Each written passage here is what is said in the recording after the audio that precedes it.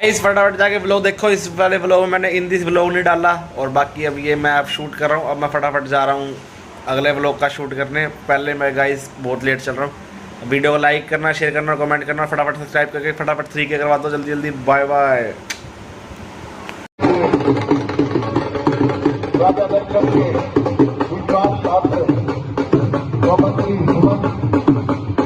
पहुंचते हैं तीनों राज्यों के बाद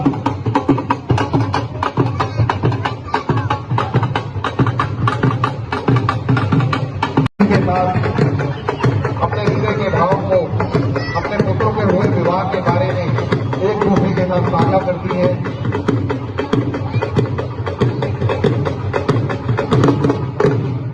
इसी बीच मंत्री सुमन तीनों रानियों के महल में पहुंचते हैं और तीनों को भाव भरे लहजे में नमस्कार करते हैं, प्रणाम करते हैं। माता कौशल्या पूछती हैं, आइए सुमन, आज आपके चेहरे पर इतनी खुशी क्यों, इतना खुशी का भाव कैसा, हमें भी बताइए, आपकी प्रसन्नता का कारण क्या है। सहर्ष सुमंत जी बड़े ही भाव से कहते हैं, हे राजमाता, आज का दिन बड़ा ही सुंदर दिन है। मेरे जीवन में इससे अच्छा दिन मैंने आज तक नहीं देखा। महाराज दशरथ की कल के शुभ लगन में श्री राम को कल अयोध्या का राजा बनाया जाएगा, उनका राज तिलक किया जाएगा, उन्हें अयोध्या के सिंहासन पर बिठाया जाएगा। पूरे नगर में ये खुशी का समाचार देते हुए मैं अंत में आपके पास आया हूं। अब सोचने का समय नहीं है, तैयारियां कीजिए राजमाता। माता के कई मां सुमित्रा, आपके चरणों में भी आप निवेदन है, मेरा नमस्कार है। आपके प्रिय पुत्र राम का कल राज्याभिषेक किया जा रहा है। ये बड़े ही खुशी व हर्ष के साथ आपस में विचार करती हैं भगवान राम के राज्याभिषेक के बारे में, जो कि सबसे प्रिय भगवान राम को सबसे प्रिय थे। कई माता को बहुत प्रिय थे। मां के कई भरत से भी ज्यादा राजा राम को प्यार करते थे, हमेशा उन्हें लाड करते, दुलारते। तीनों रानियां इतनी खुश हुई कि कल प्रातः हमारे प्यारे राम का राज्याभिषेक होगा, हमारे राम अयोध्या के राजा बनेंगे। इसी बीच ये खबर रानी कैकेयी की दासी मथुरा तक भी पहुंची। मथुरा वह दासी थी जो रानी कैकेयी का बचपन से जिन्होंने पालन किया था, वो राजा दशरथ के विवाह के मंत्रा, ये गई मंत्रा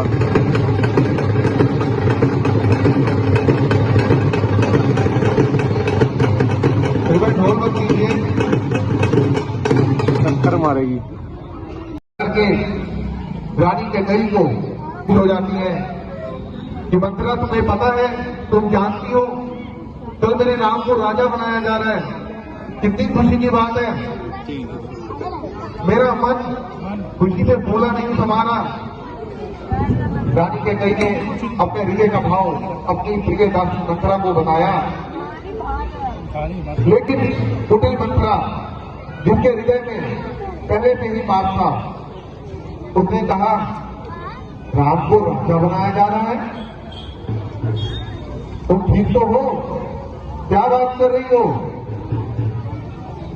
कैकेयी जी ने कहा, क्या हुआ मंत्रा, इस प्रकार से आप क्यों बात कर रहे हो।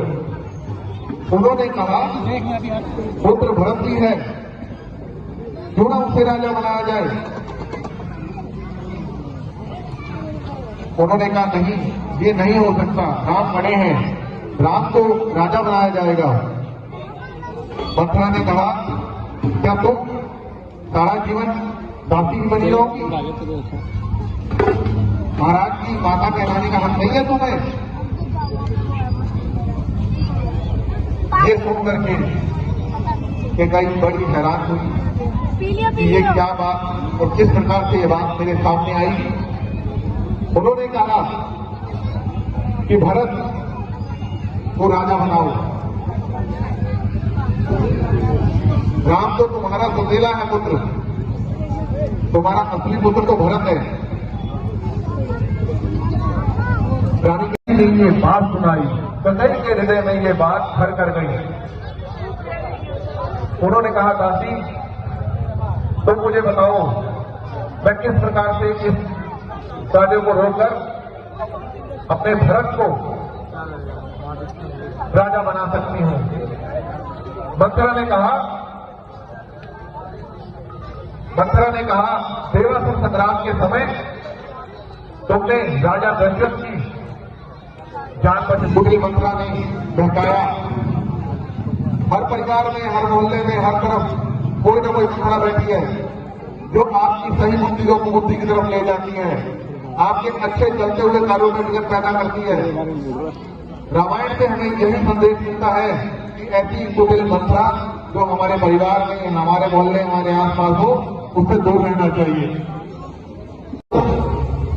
अपने आभूषणों को उठा करके फेंक दो, राजा आएंगे तुमसे मिलने के लिए, तो उस समय तुम अपने हृदय की बात उनके सामने रखना, उठा करके ना कह दे, तब तक अपनी दोनों शब्दों का व्याख्यान उनके सामने मत करना, मत बोलना कि राजा राम की कसम राजा दशरथ कभी झूठी नहीं खाएंगे, रघुकुल भी सदा चली आई, प्राण जाए पर वचन न जाए।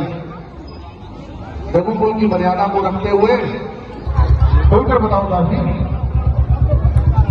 मंथरा कहने लगी हे राजा हैं, उनके केस खुले हुए हैं, उन्होंने अपने आभूषण उतार के बैठ किए हैं, मैं नहीं जानती क्या बात है, मेरा तो धर्म है अपने राजा को हर घटना से अवगत करवाना, तो इसीलिए मैं आपकी शरण में आई हूं, कृपया करके आप जाइए और रानी के संताप को दूर कीजिए। मैं चलती हूं महाराज, राजा दशरथ की जय हो, राजा दशरथ की जय हो। अपनी चाल में कामयाब होकर के मंथरा वहां से चली जाती है। राजा दशरथ बड़े ही चिंतित होते हैं कि ऐसा अचानक क्या घटित हो गया जिससे रानी की ये दशा हुई। अकेले महाराज दशरथ दो भवन में प्रवेश करते हैं, वो देखते हैं कि रानी के बेटे को क्या हुआ।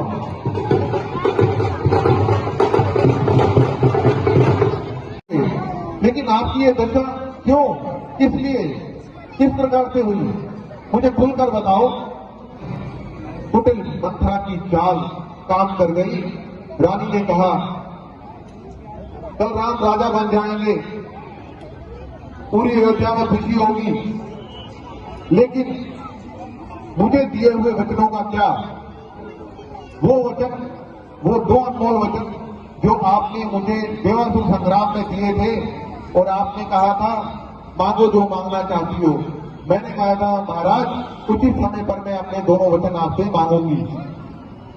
राजा दशरथ कहने लगे इसमें कौन सी बड़ी बात है रानी, आदेश करो, अपने मन का भाव उजागर मुझे बताओ, मैं उसे ला करके आपके चरणों में रख दूंगा।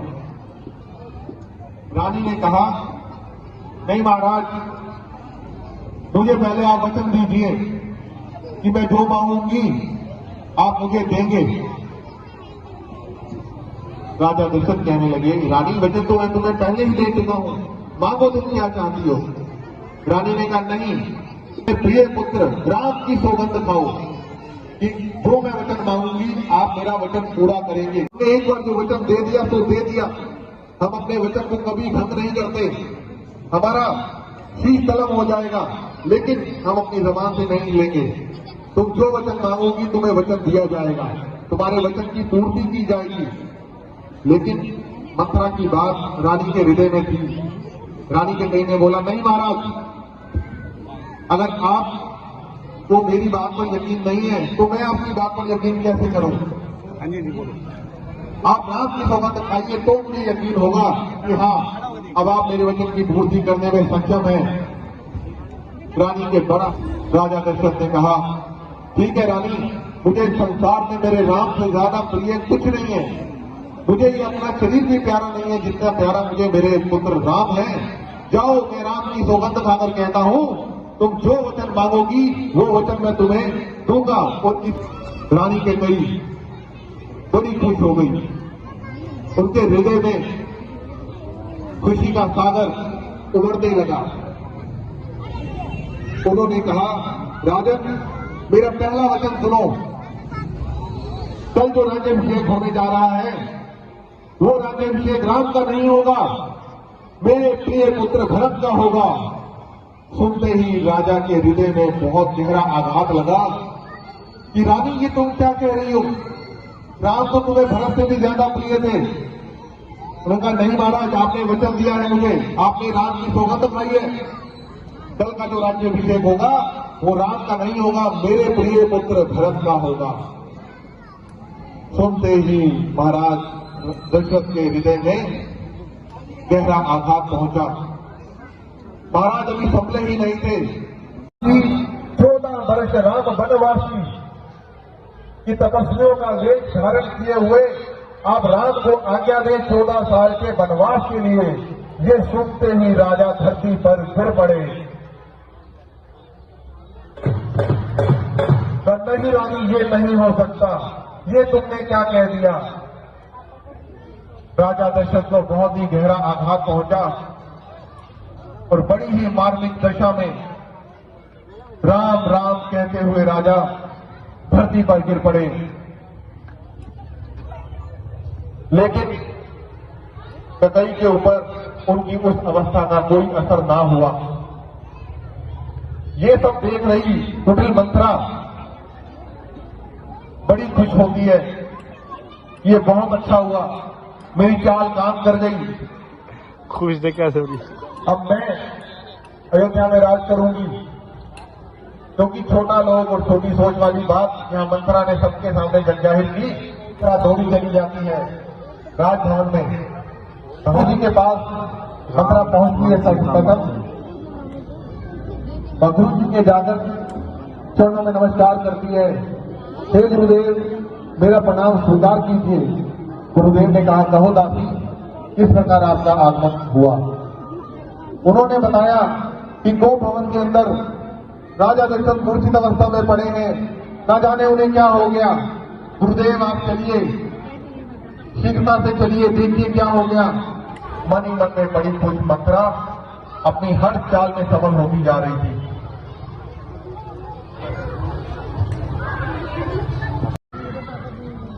संदेश भेजते हैं मंत्री सुमंत को कि मंत्री सुमंत जहां कहीं भी हो वे गोप भवन में शीघ्रता से पहुंचे। गुरुदेव गोप भवन में पहुंचते हैं, जाकर के देखते हैं कौन से कि महाराज दशरथ धरती पर गिरे हुए हैं। वे जाकर के, ये क्या हुआ आपको? लेकिन बार बार मुख से एक ही शब्द राम राम राम का उच्चारण कर रहे राजा दशरथ कुछ भी कहने में असमर्थ होते हैं। तब गुरुदेव पूछते हैं, हे रानी कैकेयी, गुरुदेव महाराज ने मुझे 2 वचन दिए थे देवासुर संग्राम में। आज वो वचन की पूर्ति हेतु मैंने आज उनसे वो दोनों वचन मांग लिए, लेकिन मेरे वचनों को सुनकर के वे धरती पर गिर पड़े। गुरुदेव ने कहा, रानी हमें बताइए, महाराज के संतान। रानी कैकेयी ने गुरुदेव के सामने भी अपनी कठोरता भरी आवाज के अंदर कहा, गुरुदेव मेरा पहला वचन कि कल का राज्याभिषेक राजा राम का नहीं होगा, मेरे पुत्र भरत का होगा। और दूसरा वचन, राम को वनवासी रूप में 14 वर्ष के लिए वनवास में भेज दिया जाए। ये सुनकर गुरुदेव बहुत आश्चर्यचकित हुए कि ये क्या हुआ। पल ही पल, एक पल के अंदर सारी यथा स्थिति कैसे बदल गई कि आपको गोप भवन में जाना होगा। कैकेयी रानी के जो महल, वहां पर जो गोप भवन है, वहां पर गुरुदेव ने आपको बुलाया है। राजा दशरथ के मुख से एक ही शब्द केवल एक ही शब्द राम राम राम निकल रहा था। जिस समय भगवान राम महल में पहुंचते हैं, वह देखते हैं मां कैकेयी के केश खुले हुए हैं, आभूषण बिखरे हुए हैं और महाराज दशरथ मूर्छित अवस्था में धरती पर पड़े हैं। गुरुदेव, माता, ये क्या हुआ? पिताजी की ये अवस्था कैसे हो गई? गुरुदेव, कृपया आप कुछ बताइए, क्या हुआ? मेरे पिता की अवस्था क्यों हुई? महाराज को क्या हुआ? बार बार भगवान राम के अनुरोध करने पर कैकेयी ने राम के सामने अपने दोनों वचन रखे। राम, मैंने हे मां, निसंकोच आप वो वचन मुझे बताइए। ऐसे कौन से वचन है जिसको सुनने के बाद मेरे पिता की ये हालत हो गई? कैकेयी माता ने बिना संकोच किए, बिना इस बात को जाने कि इसका नतीजा क्या होगा, सरदार को टाने राम से कहा, राम, मेरा पहला वचन, कल का राज्याभिषेक स्माइल देख रहा है तुम्हारा नहीं होगा, मेरे पुत्र भरत का होगा। भगवान राम ने बड़े हर्ष से कहा, माता, आज्ञा कीजिए, दूसरा वचन बताइए। इस स्मरण करके तुम 14 वर्ष के लिए वनवास चले जाओ। तापस वेश विशेष उदासी, 14 वर्ष राम वनवासी। कैकेयी माता की बात सुनकर के भगवान राम ने मुस्कुराते हुए कहा, मां, 14 वर्ष, केवल 14 वर्ष? यदि आपने मुझे 14 जन्म के लिए भी वन में जाने का आदेश दिया होता तो मैं अपने पिता की वचनों की लाज रखते हुए उस वचन को निभाने के लिए 14 जन्मों के लिए भी वन में जाने के लिए तैयार है। आपने गुरुदेव से, अपनी मां से आज्ञा ली कि मुझे आज्ञा दीजिए, मैं अपने पिता के वचनों की पूर्ति करने के लिए वन में जाने को तैयार हूं। और हे गुरुदेव, कल का राज्याभिषेक आप मेरे प्रिय भरत का कर दीजिए। इस दुनिया में मुझे भरत से प्यारा कुछ नहीं है। जैसे ही यह संदेश राजभवन राज्याभिषेक था, वे अनर्थ हो गया। भगवान राम वहां से चले जाते हैं। जैसे ये संदेश सुमित्रा जी के पास, माता कौशल्या के पास पहुंचता है, मां जानकी के पास, वह लखनलाल जी के पास पहुंचता है, सभी दौड़े दौड़े चले आते हैं। कैकेयी रानी के महल निसंकोच उसके आगे अपनी बात रखी। मूंगफली लेके आए। उसी समय मां जानकी और लक्ष्मण जी महाराज भी पहुंचते हैं राजमहल में। 14 वर्ष के लिए वनवास जा रहे हैं अपने पिता के वचन की पूर्ति हेतु। मां जानकी ने कहा, मैं भी संग चलूं पिया, जहां मेरे राम है, महल में मैं क्या करूं, जहां मेरे श्री राम है। ये वचन कह करके मां जानकी और लक्ष्मण जी भगवान राम के पीछे चल पड़ते हैं। उनके बिना जीवन की कल्पना भी नहीं कर सकते लक्ष्मण जी। शेषनाग के अवतार माता की आज्ञा लेकर के वह भी भगवान राम के पास पहुंचते हैं। भगवान राम उन्हें बहुत समझाते हैं कि वचन की पूर्ति केवल मैं करूंगा, आप यहीं रहेंगे। मां जानकी किस काम के, जहां आप ना हो, आपके बिना मैं जीवन की कल्पना भी नहीं कर सकती। बहुत समझाने के बाद भी देखते ही देखते सारा माहौल बदल गया। खुशी का माहौल गम में बदल गया। 2 दिन पहले जहां भगवान राम, लक्ष्मण, भरत और शत्रुघ्न के विवाह की खुशियां थी, पूरे नगर के अंदर दीप प्रज्वलित किए गए, आतिशबाजी की गई, मिठाइयां बांटी गई। आज उस अयोध्या के अंदर ये सीख हमें गाइस सभी कपड़े चेंज श्री रामायण जी के प्रसंग से मिलती है। आप सभी से अनुरोध, आपस वेश में गमगीन माहौल हो गया। क्या होने वाला था कल जहां बसती थी खुशियां, आज है मातम वहां। लेकिन माता पिता की आज्ञा सर्वोपरि मानकर प्रभु राम, जानकी जी और लक्ष्मण जी वन में जाने की तैयारी करने लगे। घायल पंछी की तरह तड़पता हुआ दशरथ बार बार राम राम हा राम ऐसा पुकार रहा है। जब जाने लगे, मंत्री सुमंत कहते हैं बहुत चतुर मंत्री था, बहुत सयाना मंत्री था। दशरथ ने अपने मंत्री को कहा कि राम के साथ जाओ, एक दो दिन जंगलों में घुमा फिरा करके नदिल बहला करके वापस लौटा करके ले आओ। बातों में ऐसा उलझा करके वापस लेकर के आना। चल पड़े सुमंत साथ में, गुरु जी की आज्ञा लेकर के। प्रभु शायद यात्रा में कितने कष्ट होंगे, क्या क्या सहना पड़ेगा, क्या क्या देखना पड़ेगा, कहाँ कहाँ पर कई दिन तो पानी तक भी पीने के लिए नहीं मिलेगा। लेकिन राम ने पिता की आज्ञा के लिए सारा ये कठिन व्रत था 14 साल का। हम एक दिन के व्रत के बाद घबरा जाते हैं। स्वयं के व्रत को उतारा और वो जीवन आज भी सफल है। घर घर में पिता के आज्ञा के पालन को आज देख जाते हैं।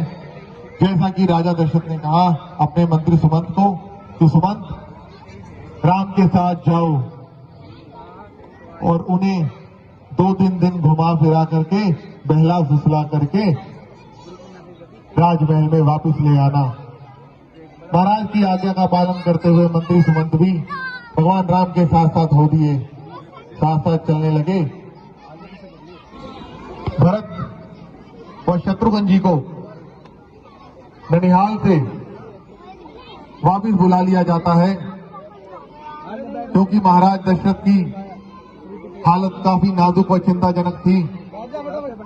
जैसे ही राजा भरत और शत्रुघ्न जी को संदेश मिलता है कि महाराज की अवस्था ठीक नहीं है, संदेशा पाते ही राजा भरत व शत्रुघ्न ननिहाल से वापस अपने राजमहल अयोध्या के लिए वापस आ जाते हैं। ननिहाल काफी दूर था। भ्रमण करते करते भरत शत्रुघ्न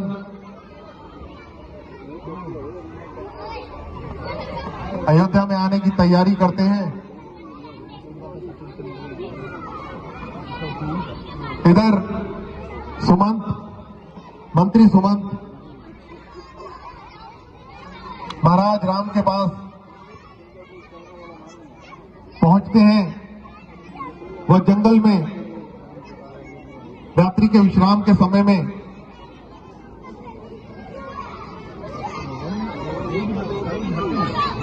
सुमंत को महाराज राम सोते हुए छोड़कर चले जाते हैं, क्योंकि वे जानते थे यदि सुमंत निद्रा से उठ गए तो वे हमें जाने नहीं देंगे।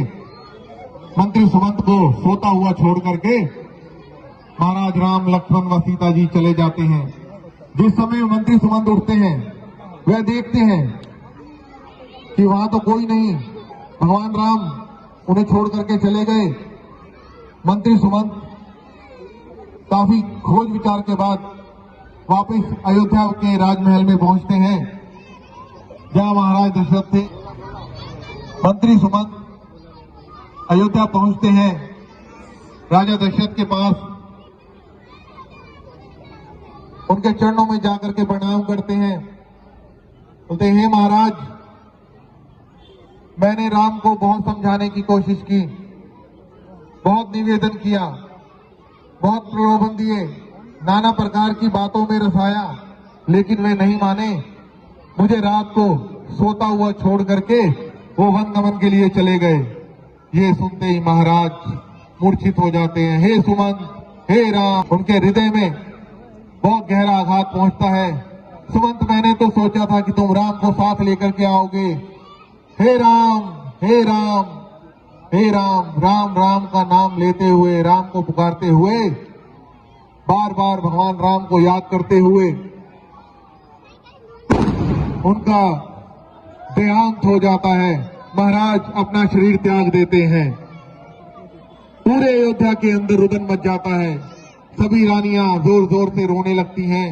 हे महाराज, ये क्या हुआ? आप हमें छोड़ करके चले गए। भगवान राम के वियोग में राजा दशरथ ने अपने प्राणों का बलिदान कर दिया। राजा दशरथ से ये दुख सहन नहीं हुआ। राजा दशरथ अपने प्राण त्याग करके देवलोक को चले गए। इसी बीच भरत व शत्रुघ्न को संदेशा पहुंचता है कि महाराज नहीं रहे। वे आकर के बहुत दुखी होते हैं कि ये सब क्या हो गया, हम क्यों गए ननिहाल, हमें नहीं जाना चाहिए था, मेरे भैया राम कहाँ हैं? लगते हैं, विलाप करने लगते हैं भरत व शत्रुघ्न कि हमारे पिता हमें छोड़ करके चले गए। ऐसा क्या कारण हुआ, किस वजह से उनकी यह अवस्था हुई?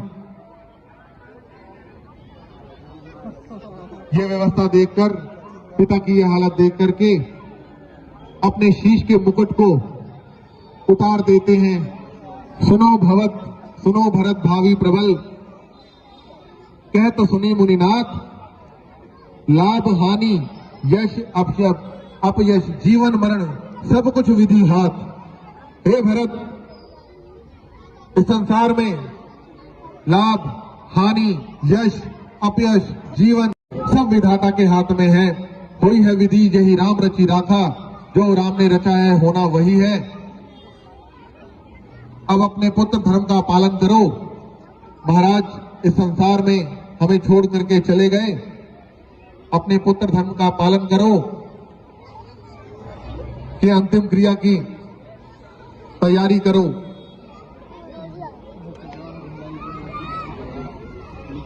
भरत जी ने अपना मुकुट उतार दिया, शत्रुघ्न जी ने भी अपना मुकुट उतार दिया। अपने पिता के वियोग में दोनों पुत्र बहुत ही दुखी हृदय के साथ रोने लगे।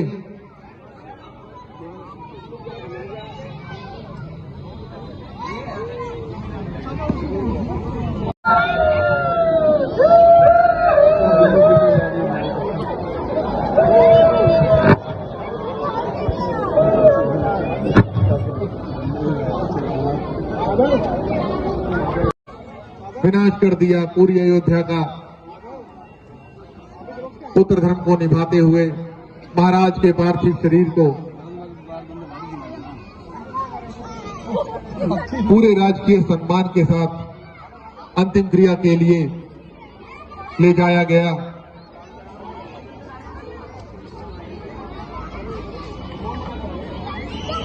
कभी भी किसी के बहकावे में आकर के अपने घर का नुकसान नहीं करना चाहिए, अपने घर का नाश नहीं करना चाहिए।